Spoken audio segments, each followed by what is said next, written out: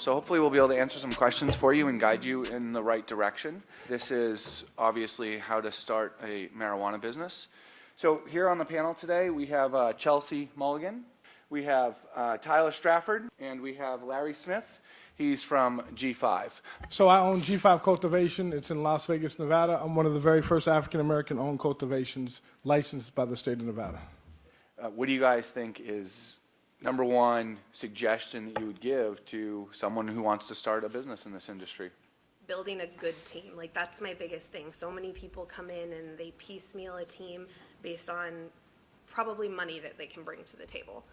When you put 7 people because they can each make the amount of money you need to get a license or do whatever you're doing, doesn't mean the personalities mesh. Doesn't mean that when you sit down at the table a year and a half from now, you're going to have the same views, the same goals, and the same abilities.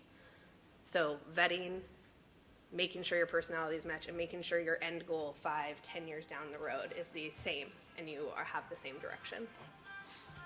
Mr. Smith? I agree totally with that. I think that it's very important that you get a great team together and understand. She's correct. And when you're getting into this business, hopefully you have a purpose for getting into it, not just the financial portion of it.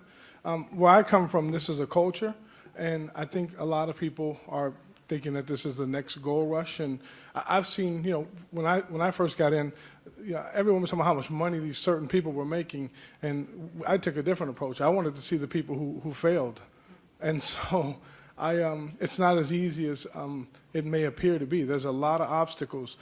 Things are changing on a daily basis with the rules and regs, and you have to have a good staff, a good team. Like she said, you just can't put people in just because they can bring $500,000 to the table for you. Those things are very important. So that was one of the things that we took in starting our cultivation.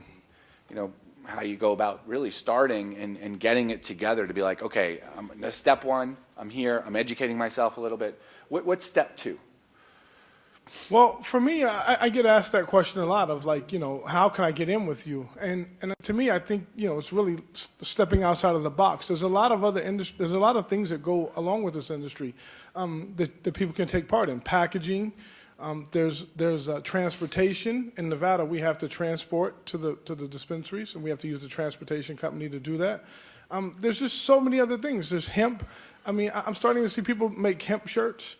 There's a lot of things in this industry. It doesn't necessarily have to be a grower or a dispensary. Those are kind of the 2 biggest things. There's the labs that are going on, but there's so many little ancillary things that are going on. For example, in my place, we're a very clean facility, so we need scrubs. We need certain things. So we need those suppliers to sell us those things. So there's a lot of things that you guys can be, or people can be doing to get in this industry that may not actually have to touch the plant and still be a part of the industry. Tyler, do you have anything to add to that? All this completely agreed and most bases covered. I would say that this industry, and maybe widely known, that we're building the ground floor right now. So the people who are the Jack Daniels and Jim Beams of the future are probably in this room, right, or at this conference. It's just like the military has its own world. The cannabis industry is its own world. We need even companies like a Uline to get cannabis office supplies, if you will, instead of having people in extraction facilities packing tubes with plungers and trash cans, right? So it's just a whole other world, and it's the best industry to be involved in. We have a higher rate of women and minority-owned businesses than any other industry out there. We still have a long way to go to really be the industry standard across all industries, but it's a good place for all people. So for me, it's trial and error.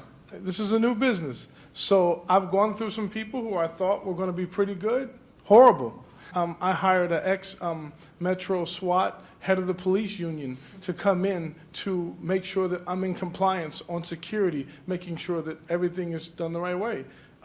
HR, putting an HR team together. And that's primarily, being in Vegas, there's a lot of HR with the hotels and casinos. So I would interview those people and bring those people in. So it's just a matter of taking your time again, finding the right people to add to your team. And I don't want to sit here and tell you, hey, the first set of people that we got were like all on board. And that's just not the case. And it's like with anything else, you have to literally weed them out. No pun intended.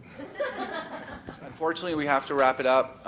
You can ask questions and everything. I hope you enjoy your day, and thank you all for coming. Greatly appreciate it. Thanks, everyone.